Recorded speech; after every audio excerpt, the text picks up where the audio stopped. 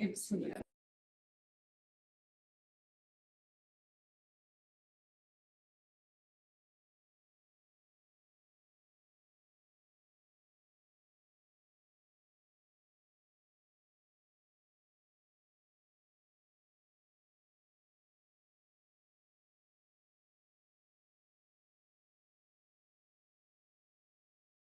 Appreciate someone else to visit. Kia ora. Good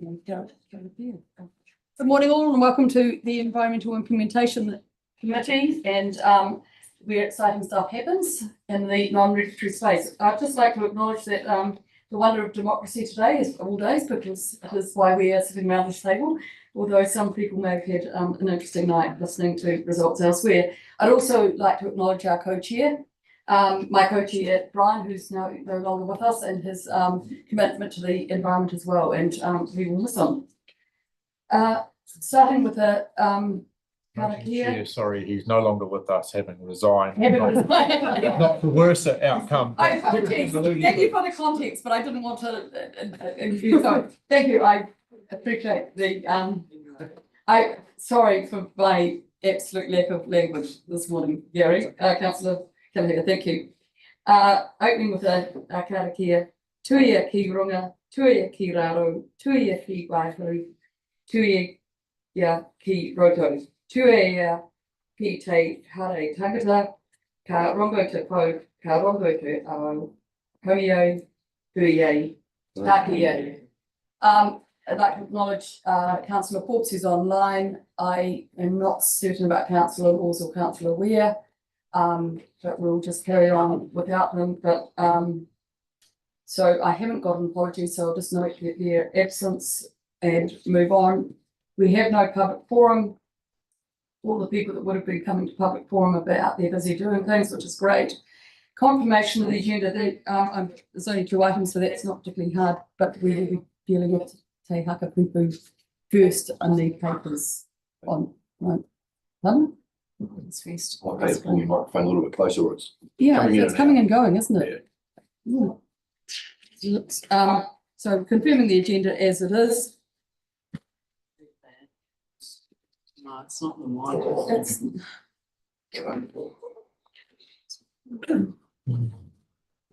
apologies. Is it working now? Okay. I don't hear. Okay.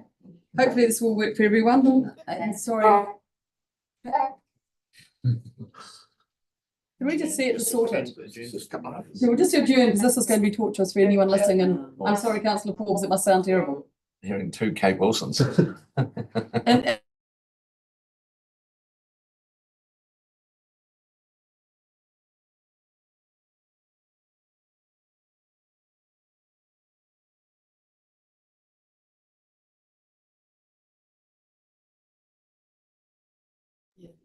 yeah.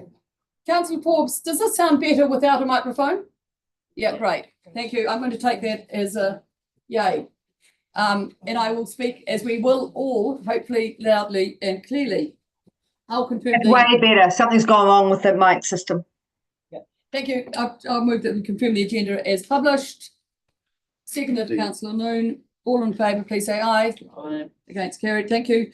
I note the declarations of interest that I expect people to stand aside if there are any matters that we all know that how to deal with that, and the council, and just acknowledge whether the council of register of interests is up to date. If it's not, please make sure that it is. Presentations, we have none scheduled. Confirming the minutes of the 8th of August 2024, page 3 of Diligent. Are there any matters that seem to be incorrect to anyone? Otherwise, I'll happily move. Seconded. Thank you, Councillor Robertson. The chair. All in favour, please say aye. Aye. Against, carried.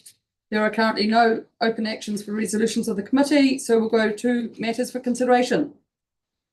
Paper 9.1, Freshwater Improvement Project Update. This is exciting stuff.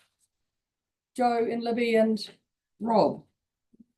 I'd like to especially welcome Rob Phillips here today and Melanie White. They're both here from Te Haka Pupu or Toitu Te Hakapupu project.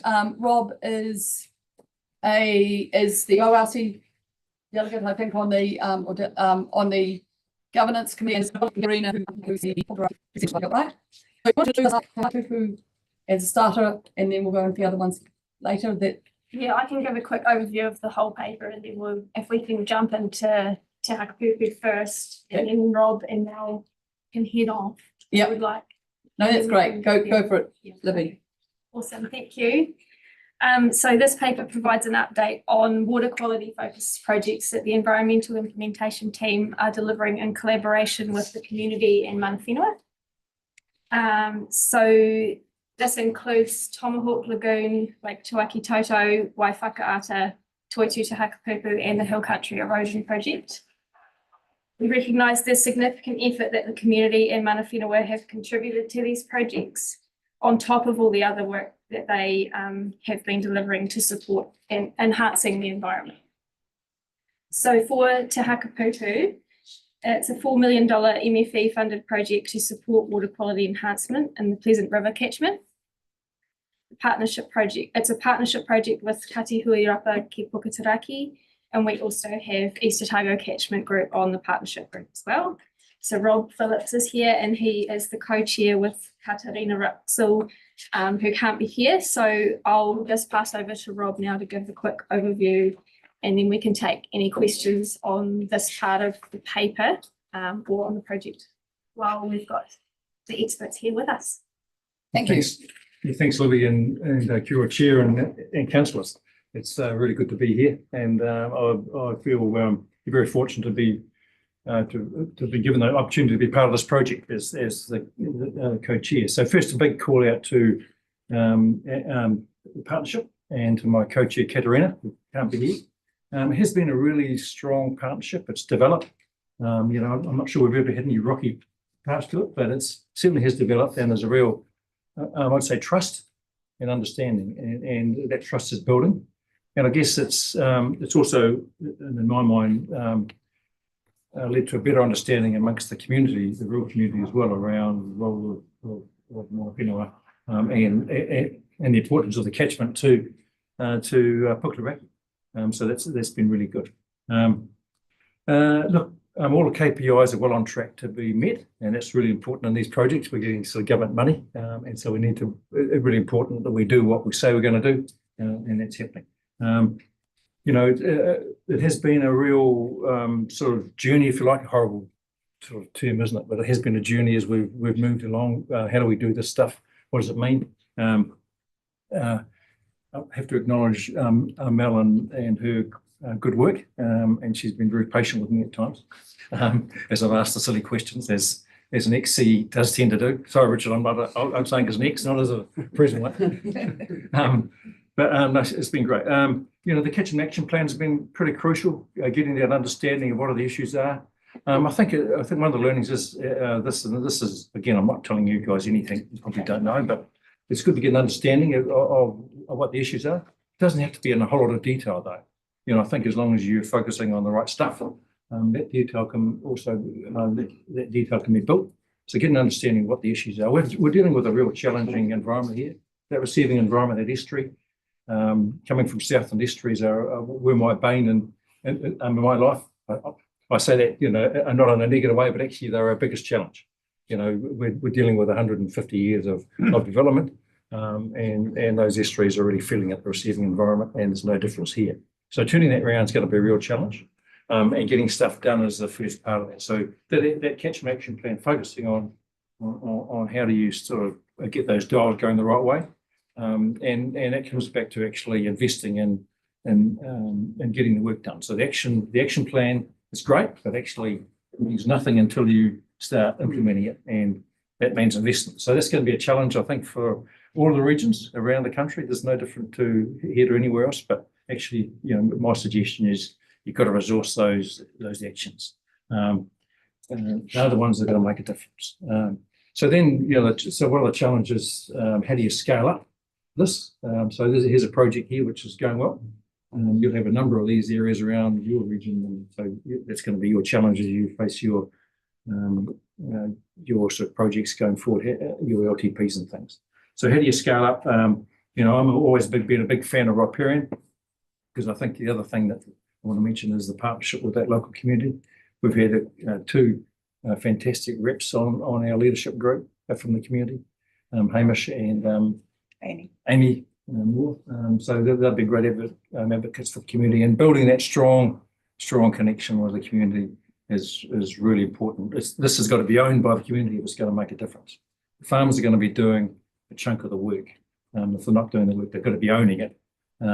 So, you know, having that ownership and so that has to be, you've got to have investment into that as well. So having some key people to do that and to work with those communities to have the cups of tea, the soft skill stuff is really critical.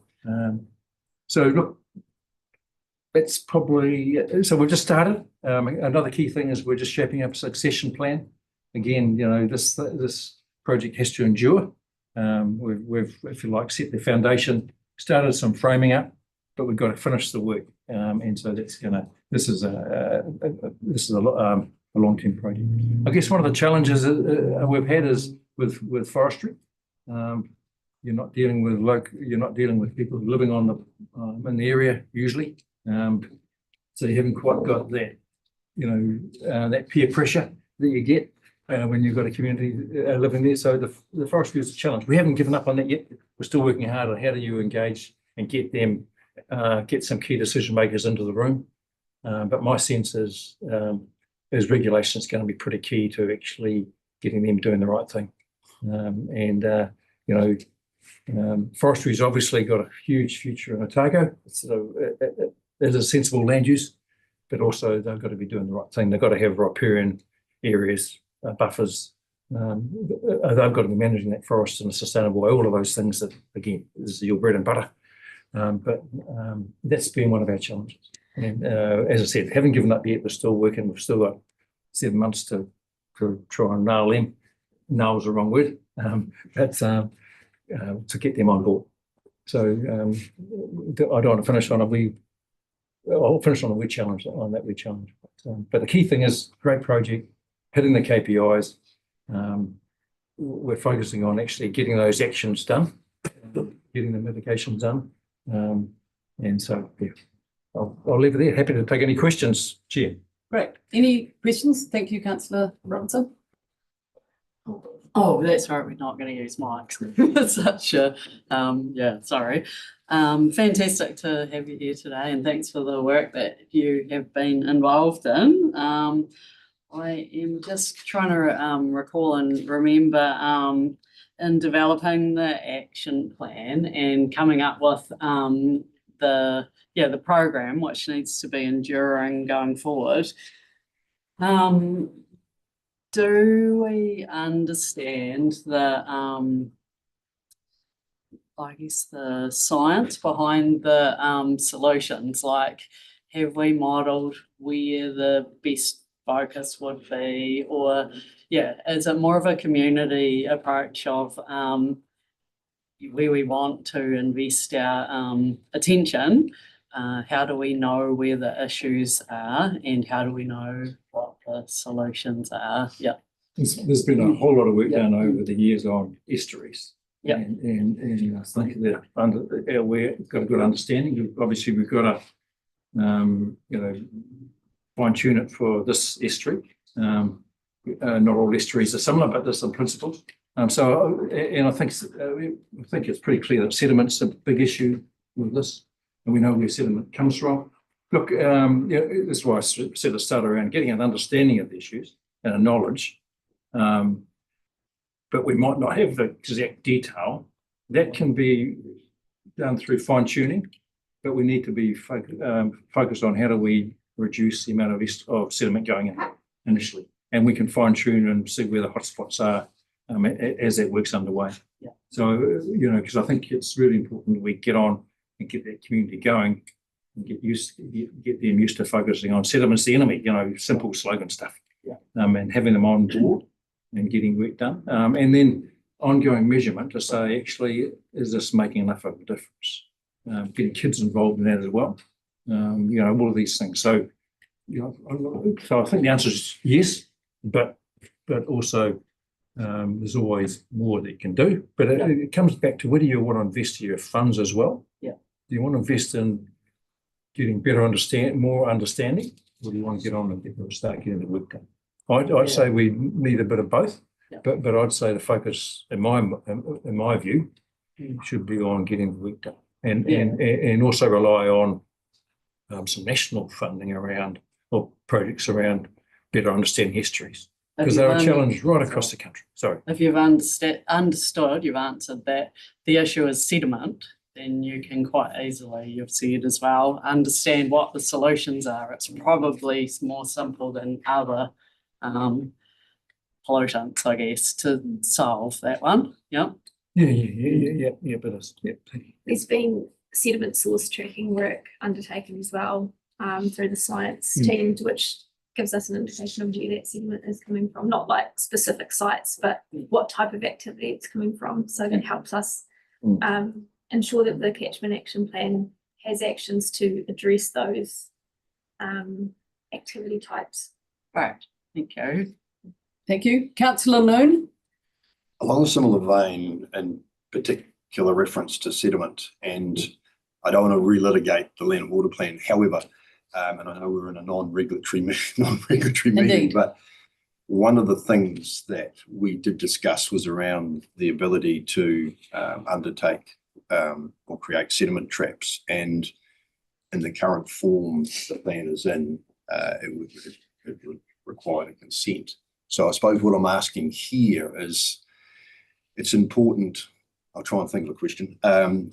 Is it important to ensure that the regulatory space can be complementary to the non-regulatory space in certain situations when clearly the environmental benefits are significant in terms of improving the outcomes? You know where I'm going with this, Joe. So. Oh yeah, no microphones. Yes is the answer. It is always great when those two levers and sides work together or in tandem and are complementary. Probably what is reflective at the moment is the council does have that environmental fund that is available for people to use if there is a project that requires resource consent in the meantime while that rule framework is there. So we operate under a current rule framework. In an ideal world, these would be complementary, but we've got our current water plan and our fund there to supplement that. And a political comment would be something along the lines that it would be important that sediment traps were a controlled activity where there was certain criteria that had to be met, rather than, you know, a difficult process that potentially that's where we. I'm going to be lenient, but you know, someone of your nature should know that comments come in debate, not in.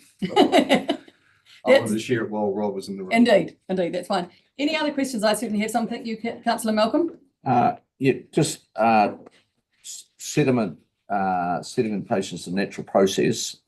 So clearly you've identified it's been exacerbated by forestry. So forestry has a current framework of the National Policy Statement of Commercial Forestry. Are we, as Property Delivery and Joe, really, are we actively ensuring that those forestries in that area are performing to the National Policy Statement of Commercial Forestry? Mike. Oh, Mike, who's going to do you hide it from me? No, I'm just saying no, Mike, you go. No, Mike, yeah. He isn't here. Yeah, it's such a habit, apologies.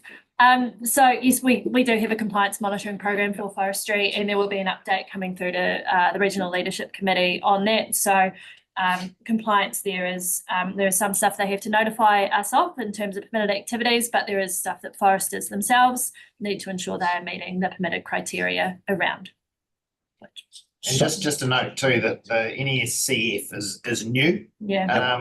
And predominantly the forests we're dealing with were probably planted when even the NES productive, whatever the last one was not in place. So we're running continuously behind the regulatory framework for forestry. And so while there is definitely regulation and we've had more emphasis on compliance within forestry in the last, or since I've been here, 4 or 5 years, it's not going to be perfect. And I still think that we've had forestry here a number of times advocating for their role in good environmental practice, and the opportunity to get round the table with them and encourage them to get involved in this without a regulatory tool probably exists based on the sort of messaging we had from that end of the table when they came and visited us. So yes, there are regulatory tools. Difficult when we're dealing with forests planted decades before the existing framework has been brought in. And therefore, I think a reliance on relationships and buying into an outcome the community is seeking, alongside using regulatory where we can. Cool. Thank you.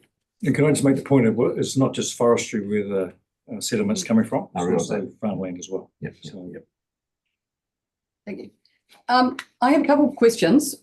John Mitchell went on a journey and I've never liked the word ever since, but the important thing about a journey is a destination. And I appreciate you've got the catchment action plan. Have you got any date? I'm just not quite sure of your timelines and dates for when you'd like to see. So we finish June next year. No, sorry, the project hopefully doesn't finish in June. So when will you expect to get results, I suppose, or maybe they seem to be making a difference on the ground, apart from your beautiful plantings that everyone raves about that coming down the state highway? Well, that's why we need to get some monitoring done as Yeah. well, but it's not going to be next year. No. And it won't be the year after, but these things are going to take time, but the sooner they're on the ground, the earlier those results are going to get. I think, and if it also needs to be at scale. Yeah. So if you, just some riparian plantings here and there aren't going to do it. It needs to be a catchment wide when you start seeing results. Great. So, yeah. The MFE Essential Freshwater Fund had a goal of within a generation to Mhm. see. So that's kind of what we obviously want to see some change before that, but that's what that fund was set up for, was within the generation to see that change. Great. And I'm just, can I finish? Then I'll come to you, Lord. The forestry one and potentially the farming one, is there anything that the catchment groups can do about sustainability certification that they are meeting a standard that can, I'm all for people having something that they can take to the market and understanding the assurance planning that's happening. And I'm just wondering, at a scale, is there anything we should be working on that should the forestry be doing more than is required and is satisfying some sustainability in the area, whether there is any tools that we could be using in that non-regulatory space? I'm not sure on that. I know there is a forestry certification scheme, but it's industry based. Yeah. There's nothing we could be doing. I'm just putting it out there. Is there Well- anything we could be doing? I think maybe some conversations with that group as well. I'm talking off the top of my head at this stage. But yeah, I think conversations are really good, and to see that they can actually walk the talk. Yeah. Yeah. So maybe the group that does that certifying. Yeah, I just think it's something that we could be looking at Otago wide, using this as an example. No, it's a good idea. And the other one in the catchment action plan, before I go to Lloyd, is access. And it's one that I'm really interested in, both for Mahinga Kai sites, but also here, I think in the catchment action plan, it talked about access to the wetlands area. Has there been any thought about how that access might be built into, especially riparian planting, and this as a framework, again, as a pilot almost? Well, it's tricky because it's private land and there isn't really a Queen's chain on these awa in this catchment because of when it was subdivided. So I think there's some sort of momentum that the areas that are being fenced and planted could become pathways that people can move through in the future. So because there's lots of planting that connects the forestry to the estuary, basically. And there is around the estuary, there are spaces where walking could be developed, but it's something for the future. It's not something that this project addressed. Yes. Yeah. Pity. I mean, I think it is a timely thing to do as you do it and keep trying to connect, but I also appreciate it's a really hard thing to get an easement. As soon as you do that, people want dogs off leashes, which is also torturous, as we see in the ODT today. Councillor McCall. Thank you, Chair. I've asked my own question, but that's fine. Well done at the end of the day, I like the visibility of it, because you can actually see the stuff coming down as you're driving down the road. But we all understand that environmental restoration takes time, and you don't just see results the next day. So I'm very much in the same camp. We do need to understand, but it's all about taking actions and doing stuff. So well done getting the actions. And I was just talking about, because I had in my head that you had your draft catchment action plan, and so it's all well being drafted when in it's actually the very last line on the appendix. It says that you got February 2025. That was my question. When you see your catchment action plan becoming a public document? Yeah, February 2025, I think. We've had a final hui with the community in the Runaka, and had feedback from those groups. So it's now in its final iteration to be put out, but it'll be a living document. So it'll always be, it'll be owned by the community, and it'll always be having input and changing according to what happens over the next 50 years. So it will change over time. But yeah, that February 2025 is when we're hoping to have it as a final living document. Awesome. And just the next one. So yeah, because your project's June next year, I think it winds up, beginning to winding up. So are we looking forward to what's next? The succession plan is the focus at the moment, getting that succession plan landed and agreed to. So yeah, really important is that it has a future, that we've just built the foundations and started the work. So yeah, we're hopeful that succession plan will land shortly. Yeah. So we're hoping to bring it to the May committee, the succession plan, with some objectives from the community in the Runaka within that. And how did you catchment action plan? It'll incorporate the catchment action plan, and the community in the Runaka will identify what's priority from that plan for them at this time. Yeah. Okay. Thank you. Any other questions on Toitoi Te Hakapupu? If there are not, thank you very much, Melanie and Rob.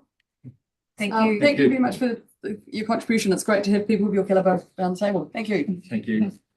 Any other? No, because we've got the Rest of the paper. rest of the paper. Sorry. And sorry, apologies, Sarah, I didn't welcome you. Nice to have you here as well. Any questions? Do you want to talk a bit more about the other? I've got a quick overview. Great. If that's all right. There's a lot on this report. So the other parts of the paper are about Tomahawk Lagoon, Lake Tuakitoto and Waipakaata, which are our 3 priority projects that were defined as priorities in the 2021 to 2031 long-term plan. So this paper provides an update on where those 3 projects are at in terms of delivery of actions. And we've also got an update in there around the Hill Country Erosion Project, which is funded by MPI.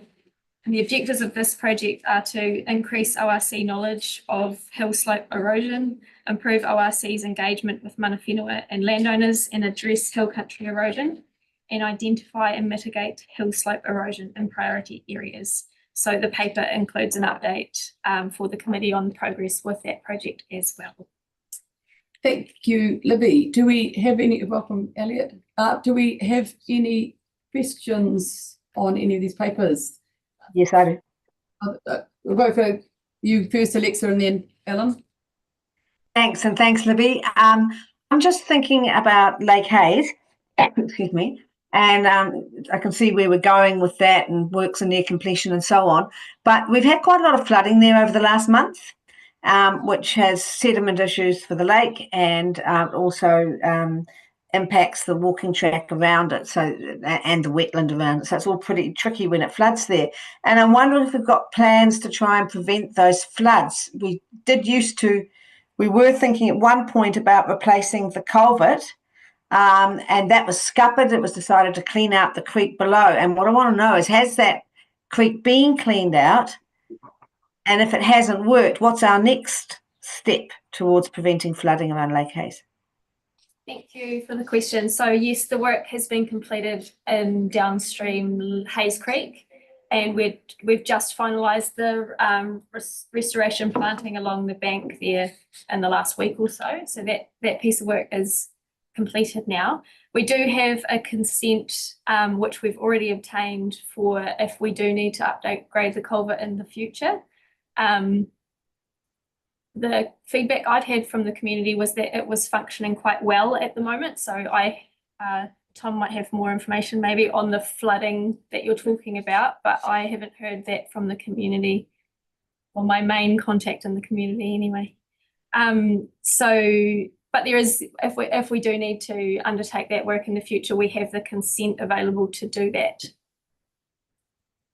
Okay. Okay, thanks. Yeah, there has been flooding. I've heard about it. Okay. Loud and clearly, but I'll come back to you with something like that offline. They've got the AGM for Lake Hayes, Friends of Lake Hayes this Sunday. I can't go, unfortunately, but there will be information coming from there. Thank you. That's all right, and I can follow that up with the chair of Friends of Lake Hayes as well, which is Mike Kemp. Right.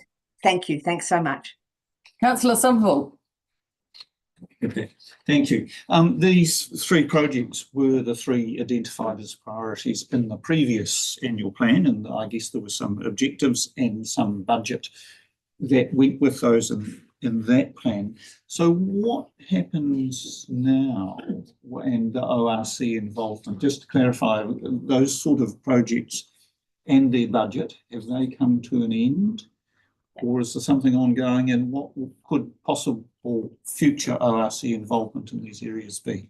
So the budgets were defined in the previous long-term plan, and they're not defined going forward. So we did have some underspend in those budgets, which we're able to carry forward into this financial year and into next year if we need to do that, which is great. So we can continue to provide that support for those projects. We have staff who are dedicated to supporting these projects and ensuring that we are providing staff support going forward. So that's something that we can definitely do. We also have some other kind of minimalised budget that we could use, which isn't as extensive as what we've got now to help support any initiatives that the community might like to see to enhance the environment in those areas. So there is some there, but we haven't defined them in the plan as priority. In the current long-term plan as priority projects, they're not defined. So that is the end of it. Yeah. Okay, thanks. I was at the Tomahawk Community and Reporting Day at the weekend, which was really good, and really good to hear Eco Targo, who have been so heavily involved with that in the citizen science, their questions about where they're going to go in the future, and they've got that to develop. Yeah, and interesting prospects there. And similar to Te Hakapupu, we'll have a role in supporting those communities with succession planning. It might not be at the same degree because it's a lesser amount of money that's been invested, but we're always there to help them. We've got catchment advisors that can help with actions they'd like to achieve as well. Okay, thanks. Thank you. Councillor Robertson. On the Hill Country erosion project there, we've got, it is quite a significant program. So it looks as though we've managed to do to this timeline, and you've talked about this, that we've looked at patterns across Otago, and we haven't managed to identify, I think is what it says, that there's a clear outcome or pattern of where hill country erosion is, except we've got identified in here that around that Evansdale area of Dunedin, I think it is, there is some issues. I'm just wondering what specifically we're going to do in this program from this point then. It seems like there's a really good opportunity, and I just know that across the country there was this money divvied out, and looking at what some of the other regions have been using it for as well, looking at that whole mosaic approach to what's appropriate land uses in certain areas and things. Hawke's Bay have come out with theirs, I think, which is looking at where forestry is good for them and where it's not, and where other types of land uses are appropriate or not. Just wondering if there's a good opportunity here for us and what we're actually going to do from this point on. So thank you very much for the question. Since this paper was written, we have actually advanced that site identification and prioritisation. Yeah. So there was a piece of work done initially, which gave us an idea for various sites, and that has been refined by our ORC teams, and particularly through the technical advisory group. So that has given us a really good indication of site prioritisation across the region, and some particular areas have been identified.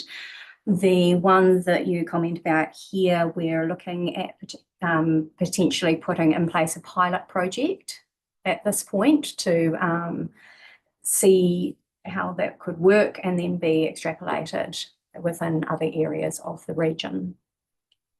Yeah. Does that answer your?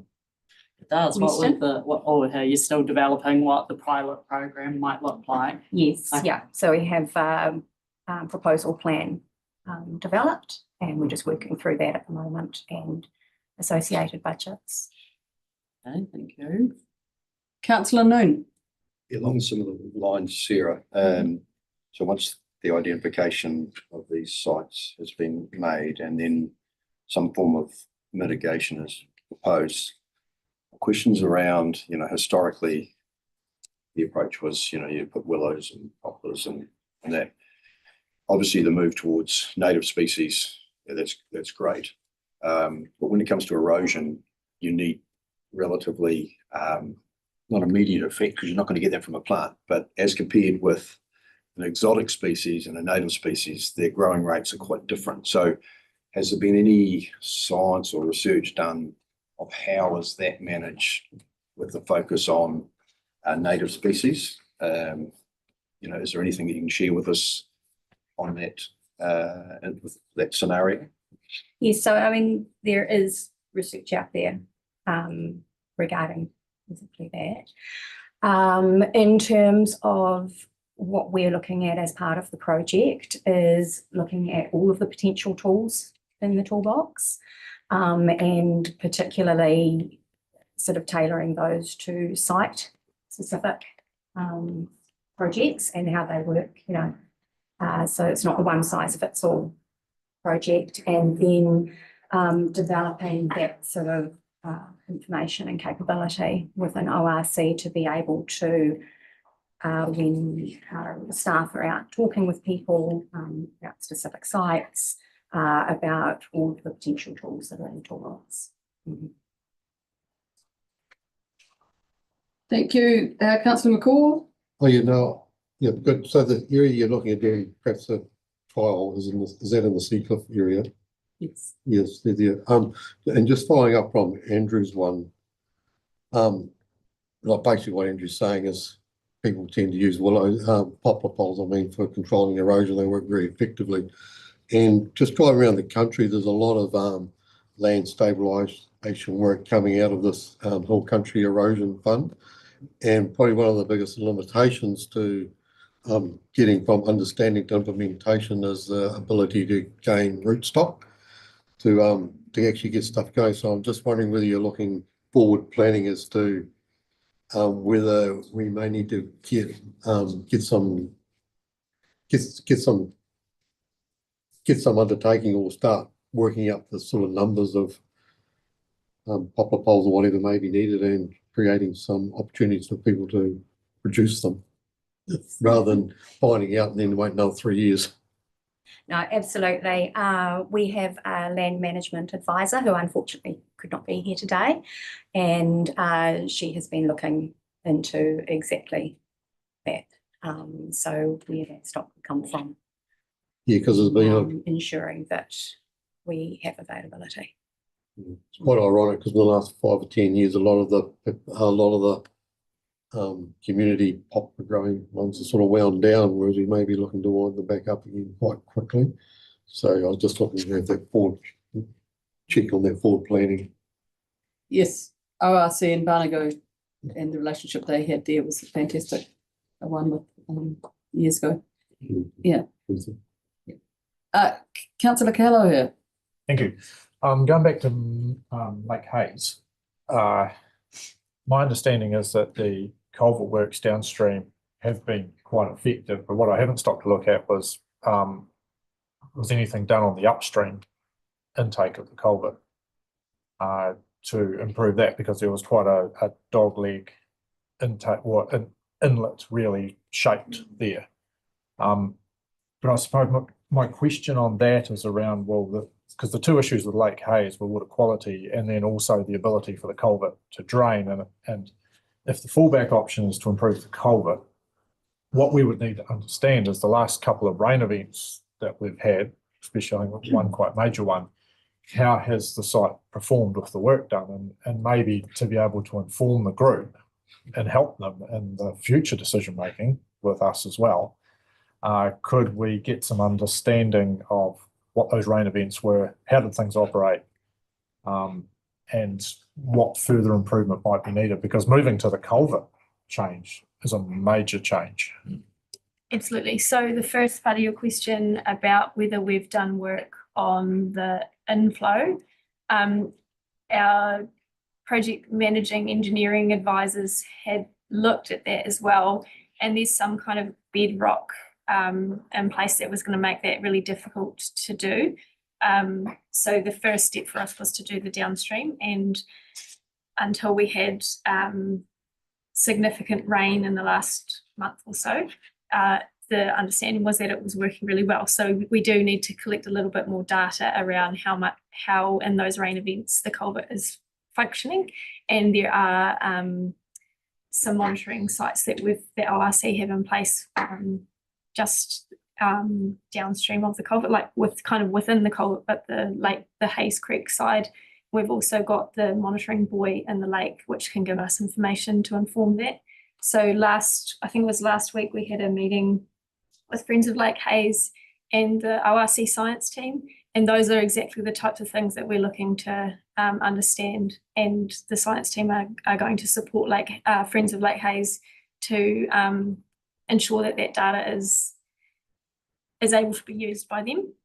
So that's a really good outcome from that meeting. They're also looking at how we, from a water quality point of view, how we see a sediment budget or nutrient budget, and how you see what's coming in and what's going out.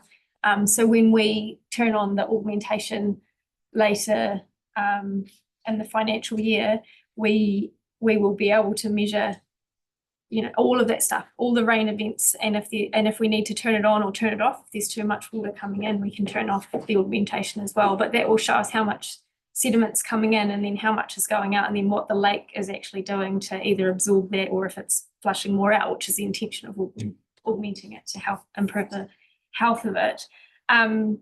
So I think hopefully that answers your question, but we will continue to monitor the, I think it's a monthly monitoring sample. Tom's not looking at me, but I think it's monthly. We get that. I'm just thinking about the Lake Hayes monitoring site. I think it's monthly sampling that happens there. We can find out anyway, but we're getting that information, and the community are really great at providing us further information as well around. They're out there every day looking at it. They can see how it's functioning, and they're very good at reporting that back to me and to the science team if they see any concerns.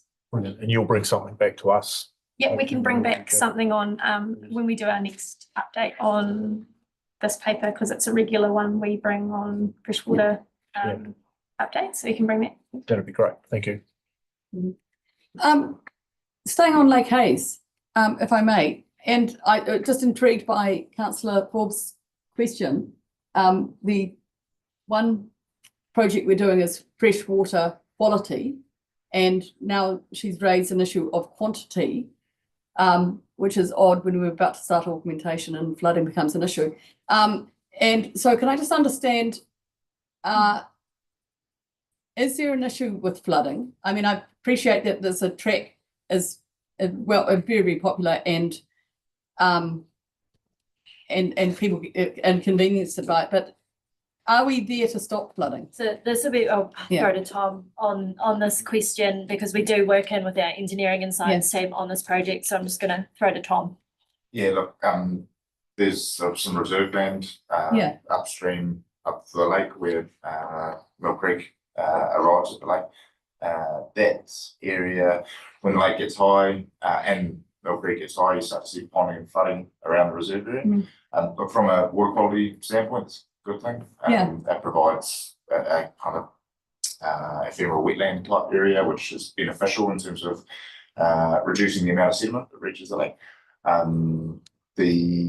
As far as I'm aware, that flooding is largely seen as nuisance flooding, doesn't carry any significant price as tracts of property or anything like that. It's a bit of a pain if you're trying to walk your dog. The viewpoint I've had from a few different people that are interested in the water quality space up there is that actually it's a good thing, and if we were to remedy that, we'd likely see additional pressure on water quality, which I tend to agree with.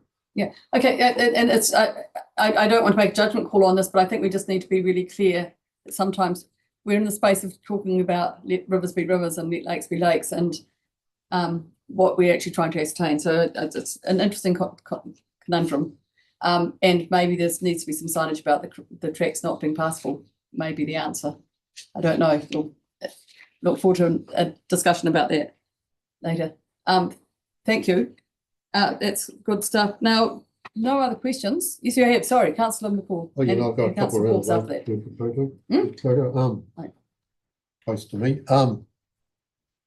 Well, first of all, I was quite intrigued because I was reading this on a really cold Saturday afternoon on the 2nd of November, and I see you having a community meeting, planting day that day. I was wondering how that went on. Unfortunately, that got delayed. Because it was pretty, Postponed, yeah. it wasn't very flash, was it? It wasn't good So planting. we can update when that new date is set. Okay, so you're having another one. So, and Autumn. Yeah. The planting day will be in autumn now. It's being pushed to next year. awesome, yeah. Like, obviously, I'm really happy to see the gaining connection with the local catchment group, and they're looking to work together to get some actions on the ground. The other one is the implementation plan down there. Now, I see it's like due any day or December 24. That's pretty much already. Is that being done?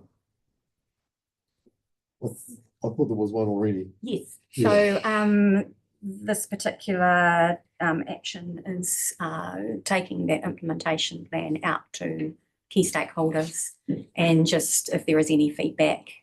The implementation plans are kind of a living document, and just collating that feedback. So that's what that particular action. So is there meetings between now and then end of December? Is that all pretty much been? Yes, yep, there are meetings scheduled Oh, okay. For November. That'll be good to know when they're on. We could. And another one, just go. Sorry, they're just individual. So Between you guys. well, between so they're not community meetings. Oh, okay. They're going out directly to stakeholders and giving direct feedback at this point of the implementation plan. Awesome. And I see we're doing reports on fish passage and hydrological assessment. So is this building on the reports that the Corcoran Institute and Targa University did that was presented like 18 months ago? Yes, and so in that Cawthron report, they identified that we should look further into issues with fish passage, and so that's an action we've taken to then investigate that further, because they didn't get to do all of it because it was kind of a high level report. So one of the actions out of that Cawthron report was to investigate that further, which is what we've said we will do. Yeah, because I was just wondering, because I thought there was lots of hydrological stuff being done when we put that weir in, linking by separating the lake to the wetland. Is that Robson's Lagoon? Yeah. Yeah. That's probably another question for Tom about that. Sorry, I don't have any information to hand on that one at the moment. Oh, thanks. I was just wondering what's the purpose of the hydrological assessment in this instance? It's basically what my question is. there would be different to what's already been done prior to that.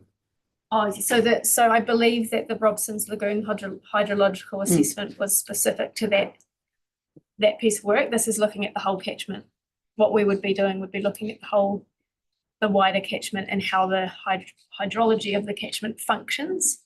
So that, and I don't think that has been done. It's a different piece of work. Thank you. Thank you. Councillor Forbes, you had your hand up, or have you put it down? You. Put it down because I'll save it for comments when we move out of questions. Okay, I think that's the end of the questions. We've got 4 recommendations for motions. If anyone wishes to put that, would you like to put it? Yes, I can put that. Thank you.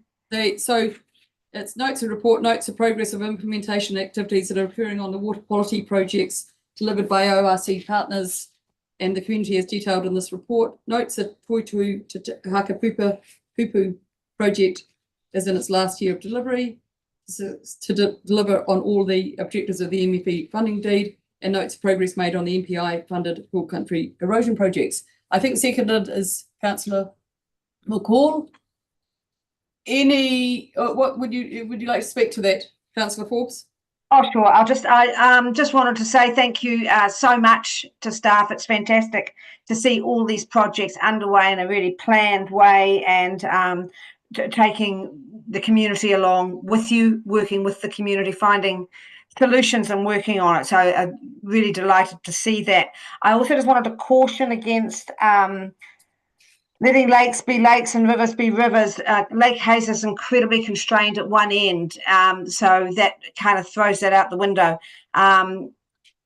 And just, to make sure that we continue on and realise that water quantity in a lot of areas really affects water quality.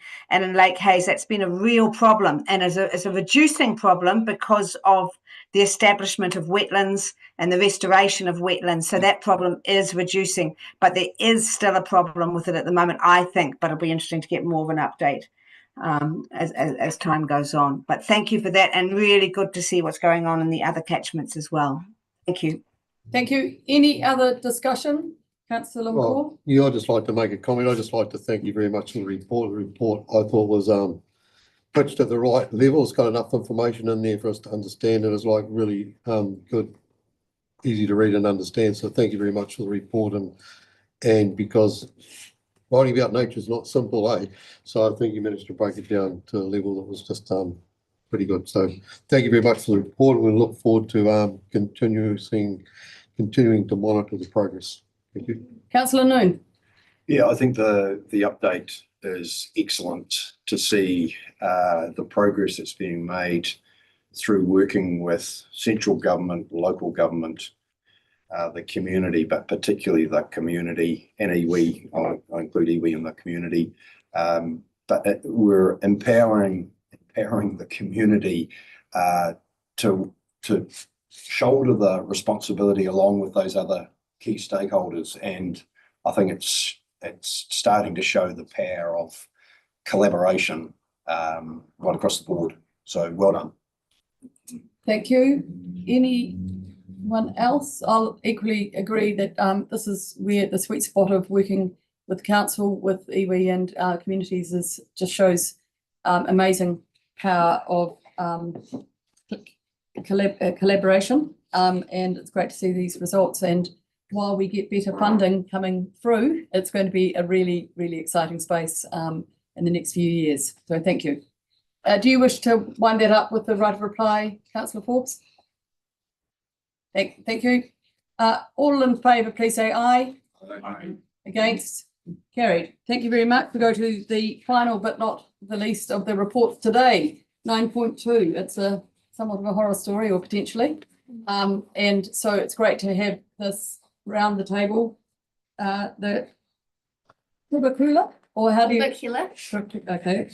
My pronunciation, I should go back to my Latin classes. And anyway, the gold clam, I think, is better known, and the threat and the biosecurity issues of that.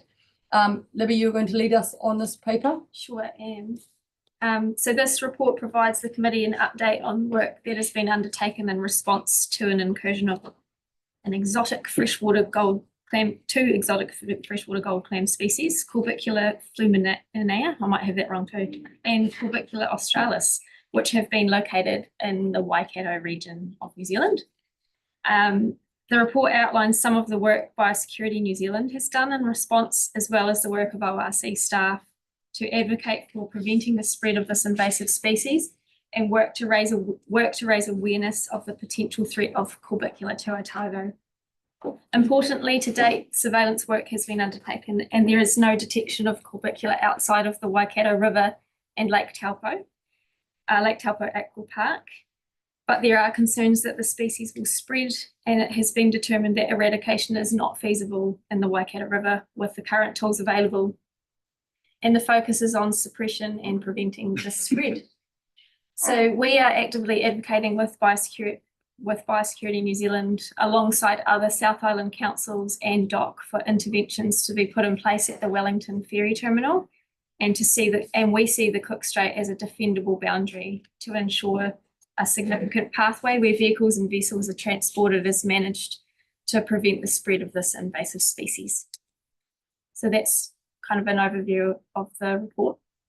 So now we will just take any questions or comments that anyone has. Any questions? Councillor Kelleher? Yes, very concerning. Reading through the report, there is a suggestion that council could write and request, emphasise our concern to central government. But that hasn't been added as a second recommendation. And so I guess unless there's a really strong reason why that can't be the case, I would like to foreshadow a motion for a second recommendation to be added. But I'd really like to understand why that wasn't suggested as a recommendation. Pure oversight, and I do apologise for that. It should have been a motion that was put in the report, so apologies. That was Excellent. I have one drafted for you. Apologies for that. I thought I was doing a much better job with those, so my sincere apologies. I'll take that one on the chin. You're allowed these minor indiscretions. Thank you. Thank you for your grace for that. Thank you for picking that up, Councillor Kelleher. Any other comments, or did you have more? No. Well, sorry, questions, not comments. Yeah, and I suppose because of that, see, what we're saying is that our current clean, dry slogan program won't cut the mustard with this one. And so we need something, even though that's our emphasis at the moment, and it's all about messaging, actually that sort of barrier at Wellington is the utter key. We believe so. So I guess my confusion really was around, which I've already asked, was around, well, while we're continuing down the path of that sort of recommendation, we're actually not going to achieve what we need to achieve with that. And yeah. Sorry, I'm struggling. No, I just wonder why the word avoid isn't added. I mean, the check, clean, dry, and for this one, avoid taking fishing gear, taking wetsuits, taking anything across even boats. Actually, should we be encouraging the moving? And because, come on, yeah. I think that we are far better off to align and work closely with Canterbury, Southland, and the all of South Island, Tasman, South Island councils, and get a strong message up collectively to government. I think that this is everybody's issue in the South Island, and while an approach from ORC is good, and it's certainly a governance role to push that with politicians, I think the real value will come in, and I know the staff are working together on this. There's something that Libby and Sarah do regularly. My view is if there wants to be some political pressure on what politicians might do to strengthen the border, if you want to call it that. It's a popular phrase. Doing that clearly, combined with the South Island regional councils, would be a much stronger approach. And there are opportunities, obviously, for collaboration with our fellow councils in the South Island. That would just be my suggestion. I'd like to say that was already in my motion, but I have just added it. Can you make sure that it goes to Kāleku? And I suppose the reason I say that, just to quote that, is that staff are already working very closely. It's a coordinated response. We're not going to get a different method in place in Wellington that just suits Otago. We're going to get a South Island response to this issue. If that genuinely is the one opportunity we've got to have a barrier, it'll be done because there's enough pressure put on from the South Island collectively. And just to comment on that, it's the North Island councils that are advocating for that as well. It's not just us. We're working as a collective through Te Urukahika, and we all are saying the same thing. So I'm on the group with the Waikato biosecurity manager, and he's saying the same thing as me. So we are one voice from a staff level. Would you like me to test the table with my motion first? If or you do want to me read it, just to give us an up, and then it saves you typing it, Kāta can take it down. You just foreshadow it. Okay, so I'll do that now. Yeah, Or would you rather take other questions first? Well, I'm going to take other questions before we go. But just if you just say it so that we can get it on and they have time to message it. Okay. Go for it. So my motion number 2 is that council collectively with other South Island regional councils writes to the Minister for Biosecurity and emphasises Otago's concern at the risk of Corbicula flaminia and Corbicula australis spreading to the South Island, and urge the Minister to ensure adequate funding is in place for containment measures, including hot wash infrastructure at Wellington Ferries, and requirements for all waterborne items to be suitably cleaned prior to departing the North Island. Thank you. We'll just have some messaging between Joe and. I did not get that. Good luck deciphering. Sorry, Councillor Robertson. Oh, did you bring it here? Wow. Thank you. Yeah, can see the approach there, which is a working group involving all of the councils. Yep. Just wondering whether this might be wider than Golden Clams in terms of an approach for biosecurity, basically proactive in terms of any incursions. So I can see why North Island would want to be involved as well. But yeah, is it potentially something wider than Golden Clams? Absolutely, it is. So it's managing a pathway for any kind of water pest that could be a threat to us, and we don't know what all of those are. Yeah, we didn't know this one was one a year or 18 months ago. So yes, it absolutely is. It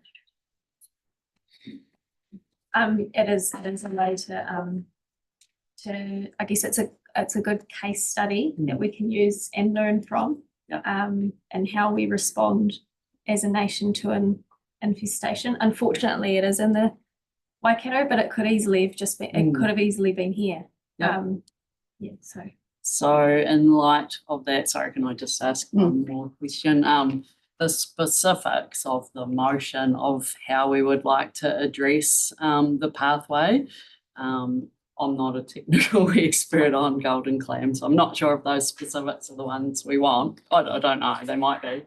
But are we perhaps better to do it by working the working group on what the specifics are for that pathway and then come forward? Is that the intended approach, or sorry, it's probably up to us too, but yeah, I guess I can see 2 ways of doing it, and I'm thinking the way that you were thinking was to work together as a group and come up with the most effective way of working at the border rather than be too specific. Yeah, that's correct. We would I've been on the working group specifically for the freshwater gold clam, and our opinion at this point is that the defendable barrier is the most important thing that we would like Biosecurity New Zealand to prioritise investigating. It doesn't mean that it is the only thing. So I think that your comments are aligned with mine. Like, that's what we're thinking right now, but there could be an even better option that I don't know what that is, but that they should investigate that. I may pause the meeting to make sure that we've got the wording right. I think the intent is absolutely clear, but we've just made June, and that's why I asked Gary to foreshadow it so that we can have time for Joe, Libby and maybe Richard to nuance that, if that's okay. It may be a much more helpful way of dealing with it. Councillor Malcolm. Oh, yeah, what has the reaction been to date by Biosecurity New Zealand around setting a barrier? They've been on board with that, but I haven't seen any action happen yet. So they haven't pushed back and said we won't do it. They said they would use it as a, it would be a prioritised action, but they haven't necessarily progressed things as fast as I would have expected. Thank you. Since there are no other questions at the moment, can I just understand the risk here? It's really easy to dive down and think Waikato, Wellington. What is the risk? And we had a chat yesterday about this and how the gold clam can be moved. And so the question is, how important is Queenstown Airport to people bringing bringing wet boots and or fishing gear directly from other parts of the world? Because I don't know how extensive the gold clam is. Is it in Australia? Queenstown is an absolute pathway for people to come from all over the world to go fishing. We know that Otago and Southland rivers are well recognised for fly fishing, and equally Christchurch. Yeah. So the question is, I don't want to so get down that we don't actually look at the bigger picture risk. Absolutely. So there's multiple different pathways that Corbicula could come in to move from the Waikato or from overseas into New Zealand again. So we've identified that from the Waikato, the biggest threat for a pathway is boats and vehicles crossing the ferry and into the South Island. That's one pathway, but you're right, there's a whole lot of other ones through airports, not just Queenstown, Dunedin, Christchurch. People been driving and looking outside of freshwater gold clam as well. There's the threats of things like hornwort moving from Canterbury into our region. So we already do a lot of work in that space with education on check, clean, dry, which is simpler for the community to understand what steps they might need to take for species that aren't the freshwater gold clam. There's a whole different kind of expectation and requirement to ensure that the larvae of that species is destroyed, which takes a bit longer and is a bit more complicated, which we might be able to get into shortly. We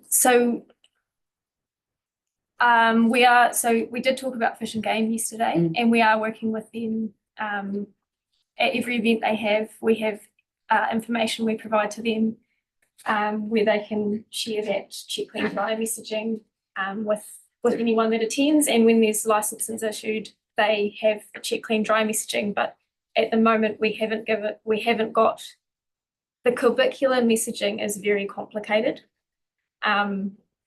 Sarah she was telling me about all the different treatment options that there are this morning, so I might get her to read them out to you all so you can understand how complicated it is. And we need a really good way of engaging the public around what they can do, because if they can't understand that, they're not going to do anything, and that's a problem. So there's this national check, clean, dry working group as well, which we have staff on, and we're consistently pushing back, saying we can't use check, clean, dry messaging for Corbicula because it's different, and then people get confused and then nothing happens, and that's absolutely not what we want. So there's work we need to do as a sector on making sure that messaging is easy to understand. If it can be, it might not be able to be, but that we're getting people to do the right things. So it is really tricky, but we are working, and we continue to work on our check, clean, dry messaging. We've got social media that we have on our media releases we've done on the clam. So I think let's go back a step. What you were telling me yesterday is that this can live even if it's dry. Absolutely, yeah. And so I think it's because this is a public forum, and I think it's a really good way of getting that message out, and whether it's Libby or Sarah, explaining that conundrum with, then that's why I asked the word avoid, is highlighting that even if it's dry, it may still be there, and whether we just avoid. So go and buy a new wetsuit or go and buy a new line, I don't know. Do you want to just explain how it survives?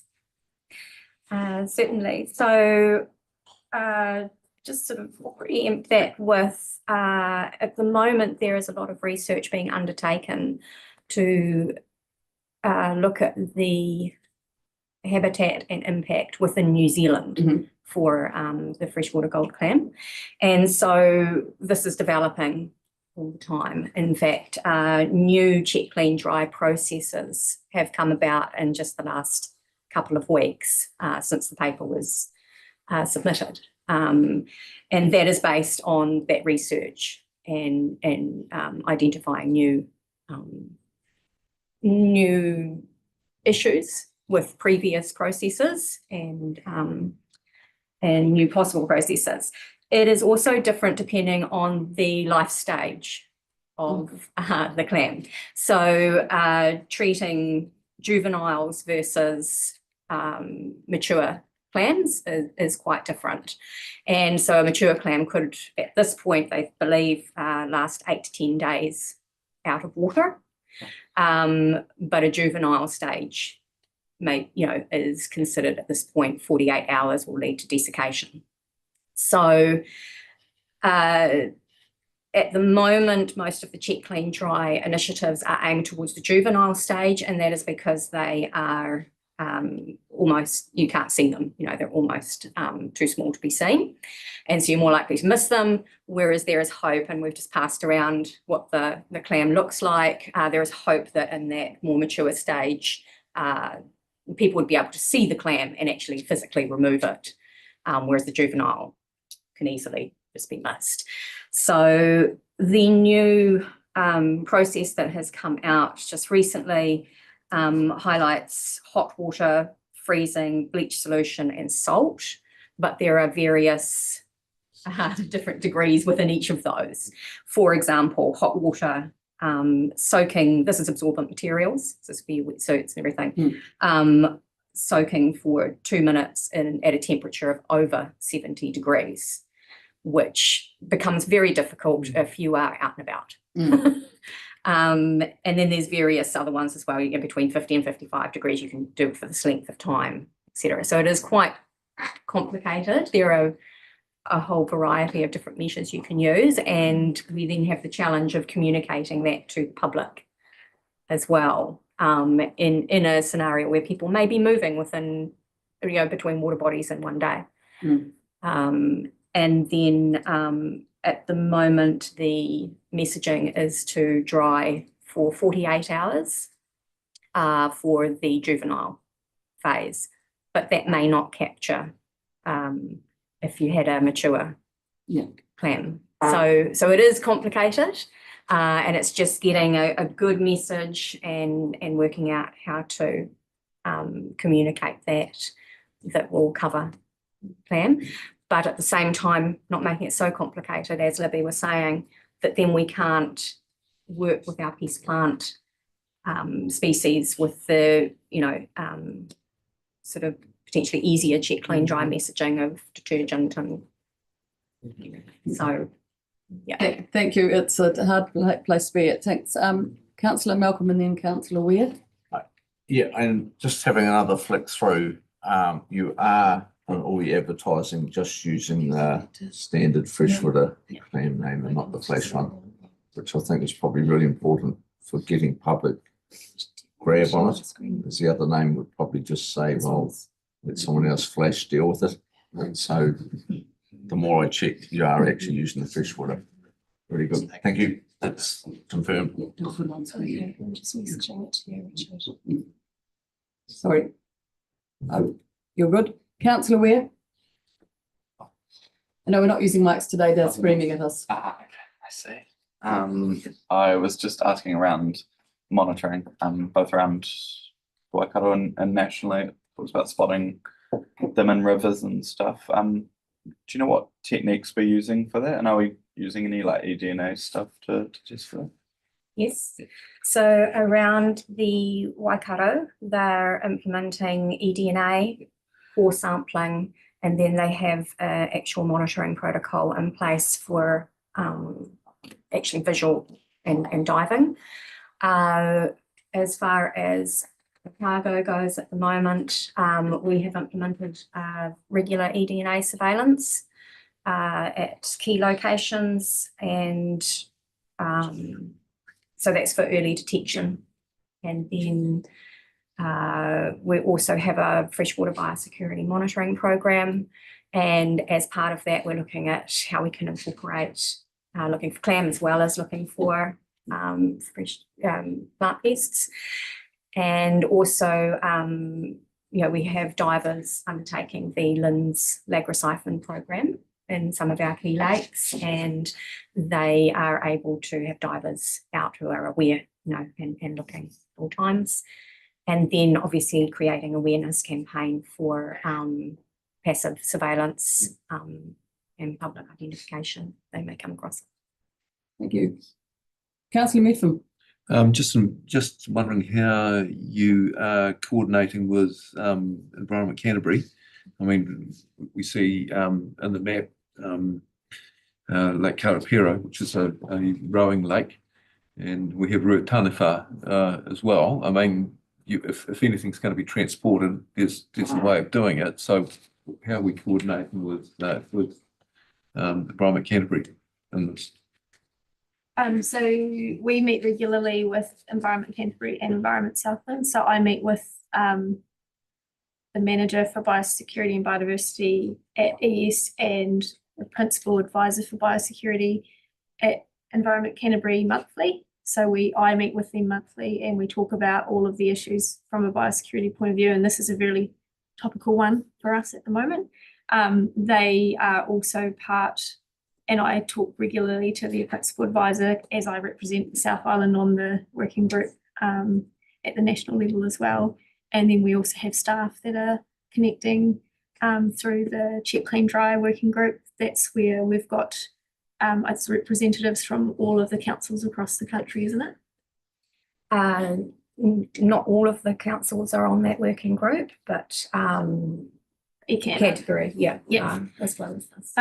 So we're coordinating our responses at a national level as well. So we've worked really closely with ECAN and their principal advisor on pushing back on the Check, Clean, Dry messaging as well for the South Island, and ensuring that we're giving that simple message at the moment, and that we need to do some more work on the corbicular part.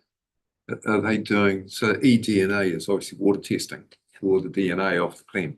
Are they doing that in their lakes? Yeah, so that was funded originally by MPI, and that was they were doing that in Ruataniwha. That was one area that they were doing. I can't remember off the top of my head the other areas that they tested in, but that's one of their significant areas that they'll be testing. And they, I believe they will be continuing to do eDNA surveillance as well. Yes. Thank you. Thank you. Councillor Malcolm.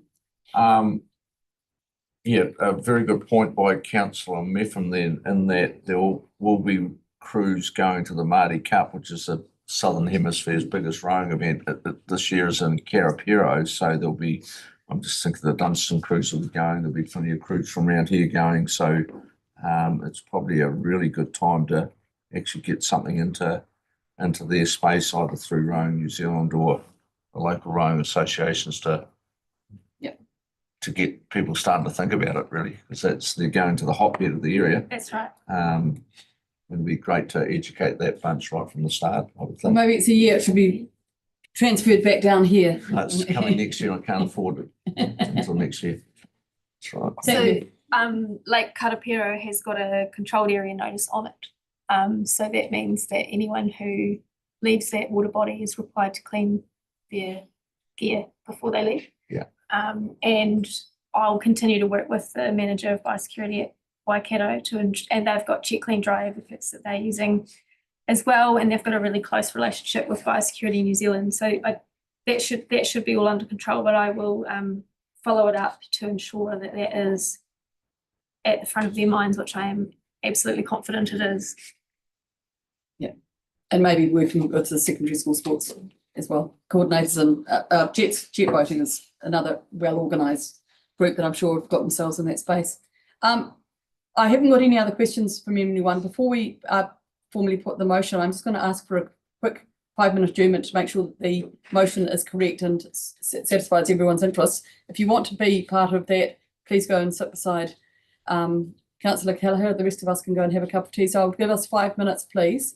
But before I go there, and I timely praise, thank you, Chair Robinson, for sharing a letter to the council congratulating the biosecurity team. A timely reminder that from Andrew Hoggard, or the Minister for Biosecurity, saying he's very pleased with the report. So it's timely to note that you are well regarded in the space. So if we can just adjourn, I'll move. Seconded, Councillor Noon.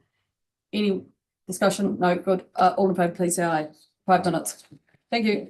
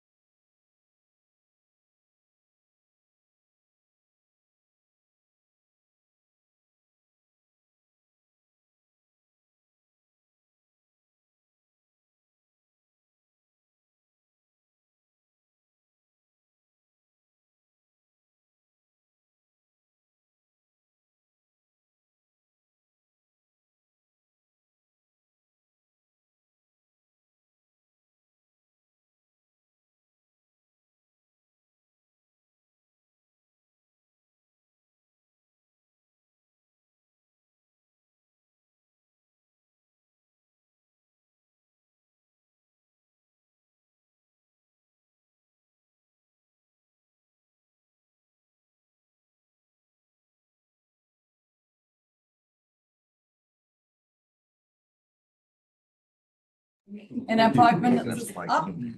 This is interesting, yeah. Councillor Kelleher, am I correct in believing that you've come to a slightly different resolution? Less wordy. Less wordy, and it might be up on the board shortly for us all. Alexis, the lines, can we put it online so that? And also just following the explanation from staff, you know, there's just some minor changes to make it less wordy but clearer. Okay. It's up on the board. Do you want to read it out just so that people listening can hear it and read it? See it, sorry, I can make it. Yep. Do you want me to read Yep. it? Okay, recommends to council that the chairperson works with other South Island regional councils to write to the Minister for Biosecurity, emphasising the high level of concern at the risk of Corbicula fluminia and Corbicula australis spreading to the South Island, and urging the Minister to ensure adequate funding is in place for containment measures and introducing appropriate requirements for all waterborne items to be suitably cleaned prior to departing the North Island. There's a lovely ring to it. If you read that. I need to. Very good. Seconded, thank you. I was just going to ask a question first on that. So by saying waterborne, you're saying anything that can have water on it? Is that what you're saying? Work with that. Rather than. Yeah. I understand what you're saying, but I just don't want them to think it's just the clothing. That's also the trucks, isn't it? Yeah, it's everything. Yeah. Have a second. Anything that could lead to contamination. Yeah, thank you. So you're happy to second it? Happy? Thank you. So we've got a mover and a seconder. Would you like to, no more questions on that, I presume, because we've had a good question time. Would you like to speak to your motion? What do you think? Yeah, briefly. Yes, please do. Yep. Oh, look, well, as a council, you know, we're battling wallabies who have arrived here, and huge sums of money are having to go into dealing to that in relatively small numbers. Here's an opportunity where it's very challenging to have it in the North Island. We have a barrier, and it's just about working together with other regional councils across the South Island to best avoid this arriving here. It will have grave implications for a whole heap of activities in the South Island. It's obviously creating issues already in the North Island, and you know, New Zealand is a small place. We do a lot backwards and forwards between the islands, and any opportunity we can to get the messaging clear, especially with this one where it's not just a simple wipe, it's more needed to ensure this one doesn't spread. So yeah, any emphasis we can make now, any assistance we can request, and in a collective manner with the South Island, to me is super urgent and needs to be underway ASAP. Thank you. Thank you. Anyone else wish to speak to this? Councillor Malcolm. Yeah, congratulate the staff on recognising that we have got a natural barrier, which is Cook Strait, and I think no matter what the species of pest is, going both ways, it is a natural barrier, and we should strengthen that and make sure we can use it no matter what the bug is at the time. I just re-emphasise the fact that we've got major rowing events that happen, either national championships or the likes of the Māori Cup that concentrate boats in one area.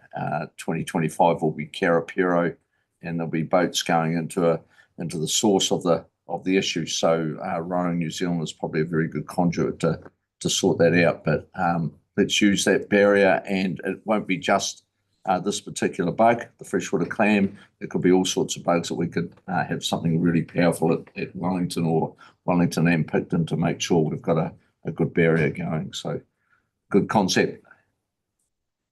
Thank you. Councillor Ware. It's really good that we're looking to work more closely with our neighbouring regional councils or regional councils around the country.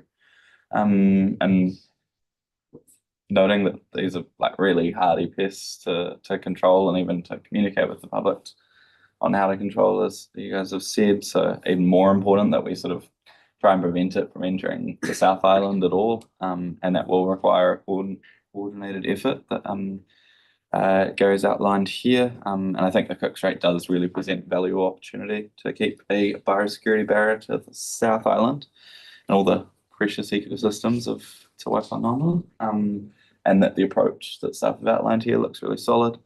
But I was actually thinking the same thing as Gretchen just earlier, regarding how there are other pests where the Cook Strait could be a very useful barrier as well. The example I had in mind was plague skinks. You know, they're our only invasive lizard species and a massive problem for indigenous ecosystems in the North Island.